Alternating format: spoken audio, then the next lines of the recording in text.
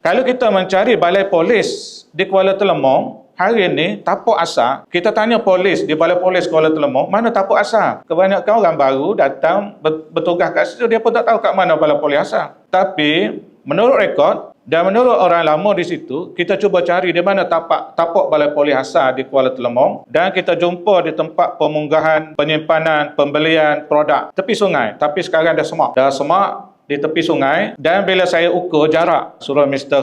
Khairul ukur jarak, sebab dalam rekod dia sebut sekitar 300-400 ela Balai Polis ke peristiwa penembakan pada Kacung. Jadi kita ukur daripada Balai Polis ni ke situ adalah menepati, iaitu adalah Balai Polis lama. Jadi tapak ni sudah jadi tempat dulu tahun 80-an, tempat pengumpulan produk-produk hulu, sayur apa semua kat situ sebelum diedar tempat lain. Ini untuk orang Kuala Telemong, boleh ambil perhatian tempat tu. Terusnya, ini kawasan makam yang saya dah disebut oleh Datuk tadi. Okey, sekarang saya nak masuk, di samping saya sebut sini, saya akan cerita di sudut kronologi, berkaitan dengan peristiwa Haji Abdul Rahman Limbong. Pertama adalah nilai yang saya sebutkan tadi. Ini adalah oleh Tariq Aziz, Clash of Fundamental, oleh Spivak, oleh Orientalism, oleh Edward Said, Homi K. Baba. Dia sebut tadi adalah bahawa kolonialisme ini berlaku bukan sahaja hari ini, pasca kolonialisme. Kolonialisme berlaku setelah kemasukan kolonial.